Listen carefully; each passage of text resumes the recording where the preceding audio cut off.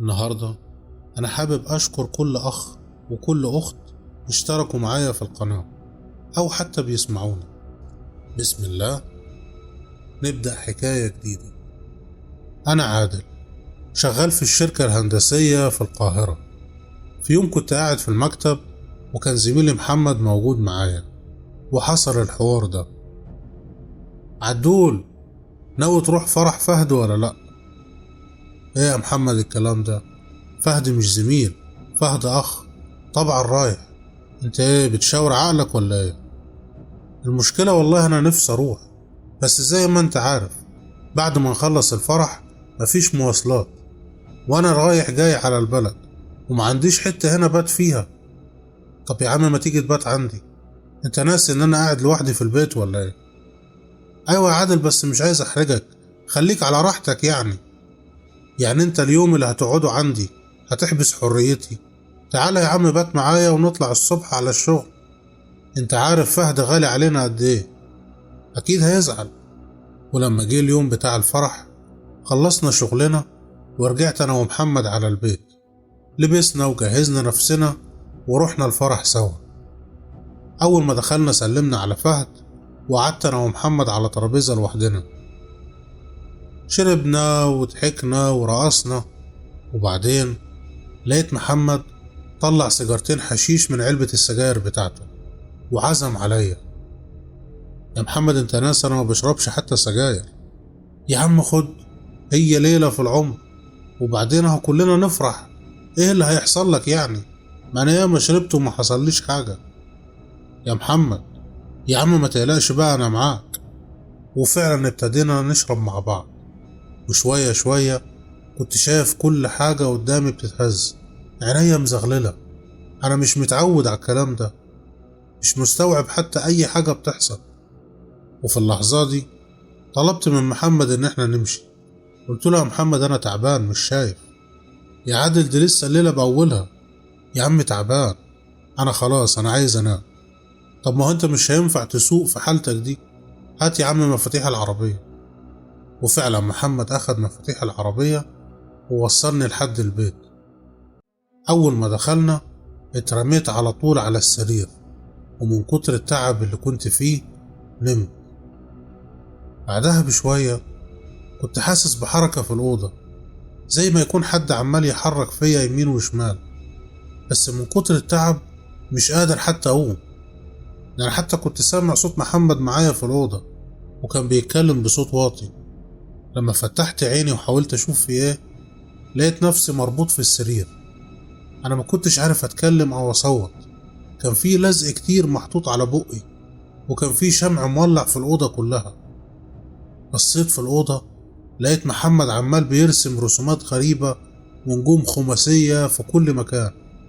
ولما بصيت جنب مني لقيت كتاب كبير كانت ريحته معفنة، والورق بتاعه عبارة عن جلد حيوانات. أنا ما كنتش مستغرب كتير، أنا كنت عارف إن ده هيحصل في يوم من الأيام، بس أنا ما توقعتش إن محمد زميلي يبقى من نسل بيت الفيومي. علشان نفهم القصة وإيه اللي حصل تعالوا نرجع ورا شوية.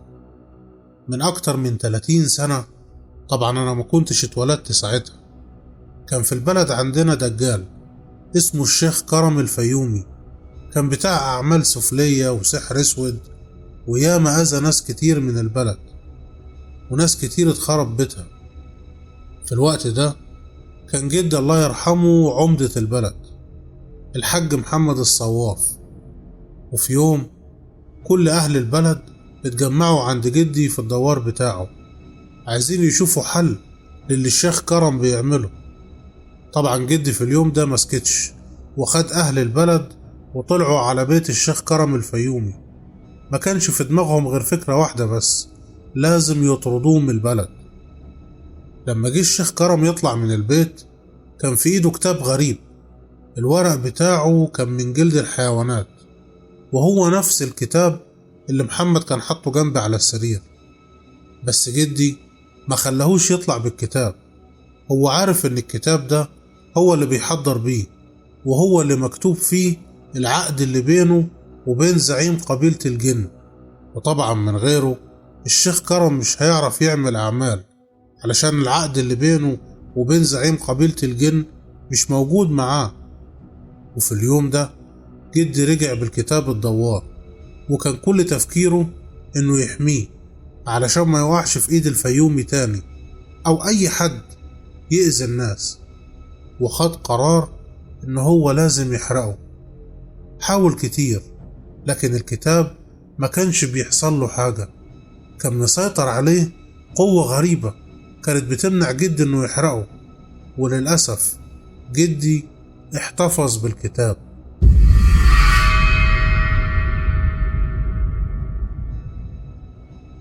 وبعد مرور الوقت وبدأ جدي يكبر في السن وصحته بقت خلاص في النازل، كنت أنا اتولدت، كان عندي تقريبا حوالي 5 سنين، وجدي خد قرار غلط تاني. خد الكتاب وراح للشيخ صبحي وطلب منه انه يقرأ تعويذة على الكتاب علشان يحميه. وكان الحل اللي عند الشيخ صبحي وقتها انه يقفل الكتاب بحارس من الجن، وعلشان يعمل كده كان لازم جدي يجرح نفسه وينزل شوية دم على الكتاب، وعشان الكتاب ده يتفتح تاني لازم دم جدي هو وكل اللي من نسله، وده طبعا بعد ما يقرأ عليه تعويذة معينة. ولو حد حاول يفتحه بدم حد غريب مش من نسل جدي يعني الجن اللي عليه هيأذيه. وبعدها رجع جدي الدوار، ولما والدي عرف باللي حصل اتخانق هو وابوه، وابتدى والدي يحس ان الكتاب ده هيكون سبب نهاية العيلة كلها.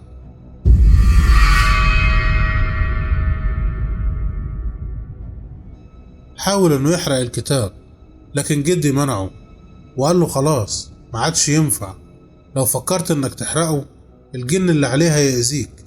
وبدأ يطمن والدي ان مفيش حد يعرف التعويذة دي، وان لو الكتاب اتسرق محدش هيعرف يفتحه، وان كده كده الكتاب في امان عن الاول.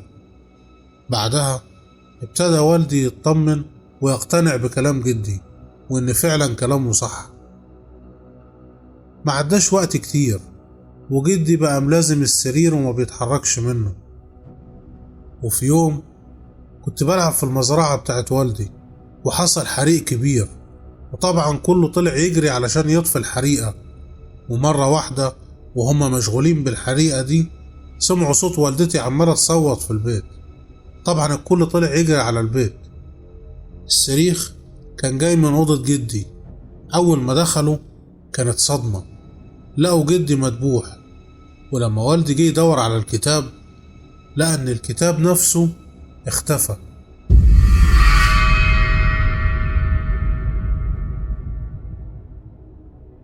طلع والدي على طول على بيت الشيخ صبحي، واللي كان متوقعه حصل. اول ما دخل البيت لقى الشيخ صبحي مش موجود ولا في اي حاجة تخصه موجودة في البيت. وساعتها اتأكد ان الشيخ صبحي باع سر جدي لكرم الفيومي. وفي الوقت ده عرف والدي ان الدور عليه، والحل الوحيد اللي كان قدامه انه ياخدني ويهرب بيا بعيد عن البلد. ساب بيته وساب كل حاجة، حتى والدتي ما كانتش تعرف احنا فين. ولما كان بيحب يطمن عليها كان بيتصل بيها. وفضلنا على الحال ده اكتر من 20 سنة. حتى انا ما كنتش اعرف حاجة، ولا احنا منين ولا عايشين هنا ليه، ولا افتكر اي حاجة. حتى والدتي انا ما كنتش فاكر ملامحها. وفي يوم والدي كان بيتصل يطمن على والدتي، بس لقيت ملامح وشه اتغيرت. عرف انها كانت تعبانة في الفترة الاخيرة وتوفت. طبعا كان لازم والدي يرجع البلد، وكان مشوارنا طويل. وابتدى يحكي لي القصة كلها وسبب هروبنا من البلد، وان الكتاب ده طول ما هو مع كرم الفيومي هتفضل حياتنا في خطر. وفي نص الطريق لقيته وقف العربية وقال لي انزل منها. قلت له انت بتعمل معايا كده ليه؟ قال لي خايف عليك، لو مش عايز تكمل ارجع. قلت له لا طبعا هكمل. وبعد ما رجعنا البلد والدي كان عارف إن حياته في خطر، وكان كل تفكيره إنه يخلص من الشيخ كرم. فعلا بدأ يشوف معارفه القديمة وطلعوا على البلد اللي فيها الشيخ كرم. لما راحوا هناك عرفوا إنه توفى من فترة، وإن ابنه هو اللي بقى بيشتغل مكانه. طبعا والدي مرجعش على اللي في دماغه وحرق البيت باللي فيه علشان يكون اطمن إن الكل مات وإن محدش هيقدر يأذيه بعد كده. من بعدها والدي عاش حياته الطبيعية، يشوف مزرعته، يتابع الأرض بتاعته. وفي يوم قرر إن هو يبيع حتة أرض، بس وهو راجع طلع عليه ناس حرامية. والدي ما استسلمش، فضل يحاول ويقاوم، وكانت النتيجة إنه توفى بكذا طعنة في جسمه. أنا أيامها كنت مرعوب، كنت خايف يطلع الموضوع مش مجرد حادثة سرقة، وإنه يكون في حد من بيت الفيومي لسه عايش. وعلشان أتأكد نزلت البلد اللي كانوا عايشين فيها. كلام أهل البلد كان بيقول إن حصل حريق كبير وكل أهل البيت كانوا موجودين فيه، ومحدش نجا من الحريق ده. اطمنت وابتديت بعدها أشوف حياتي. دورت على شغل، والحمد لله ربنا كرمني بشغل، وابتديت أتعرف على الناس اللي موجودة. لغاية من حوالي شهرين محمد جه اشتغل معانا، وابتديت أتصاحب عليه.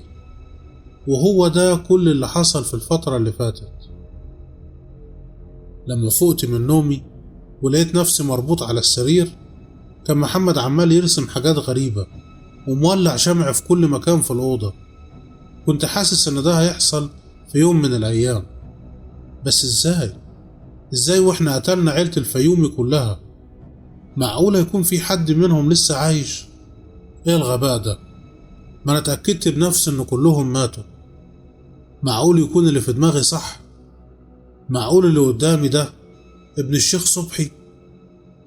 يعني كده الشيخ صبحي هو اللي سرق الكتاب وهو اللي قتل جدي؟ يبقى كده والدي ما ماتش بسبب السرقة، ده كده مات بسبب الكتاب زي ما مات جدي. أنا إزاي ما خدتش بالي من اسمه طول الفترة اللي فاتت؟ اسمه محمد صبحي. بعد ما محمد خلص الرسومات اللي كان بيعملها قرب مني وكان في ايده سكينة، وابتدى يجرح في ايدي وخلى الدم ينزل على الكتاب. بعدها الشمع انطفى مرة واحدة لوحده، هو وأنوار الشقة كلها. كانت كل حاجة ضلمة، وابتديت أحس إن في حد تالت معانا في الأوضة. كان نفسه قريب مني زي ما يكون كيان ضخم وفي سخونية طالعة من جسمه. بس مرة واحدة ابتديت أسمع صريخ محمد. الكيان الضخم ده زي ما يكون بيأذيه، وصويت محمد عمال بيعلى. أنا كنت ميت من الخوف، مش شايف ايه اللي بيحصل، الدنيا ضلمة. وبعدها صوت صويت محمد سكت، والكتاب بدأ يتحرق في اللحظة دي. وعلى ضوء الكتاب وهو بيتحرق لقيت السكينة جنبي. قربت منها وخدت السكينة وبدأت أقطع الحبل اللي كنت مربوط بيه. أول ما فكيت نفسي قمت على طول وشغلت النور. لقيت محمد، بس لقيت جسمه مشقوق نصين، ولون جسمه محروق، والكتاب كمان محروق. أنا عارف كل ده حصل ليه. كل ده حصل علشان محمد نزل على الكتاب دم حد غريب. أيوة، ما تستغربش. يوم ما كنت راجع مع والدي البلد عرفت منه إن أنا مش ابنه الحقيقي. ابنه الحقيقي كان في المزرعة وقت الحريقة وتوفى، واندفن مع جده من غير ما حد يعرف بالموضوع ده. ولما هرب من البلد وراح البلد اللي قعد فيها اتبناني من بيت أيتام، وفضلت طول الفترة دي عايش معاه على إني ابنه. ولما عرفني بالقصة دي خيرني أكمل معاه ولا لأ، بس أنا قبلت العرض بتاعه ووافقت عليه في سبيل إن كل حاجة بعد كده هتبقى بتاعتي.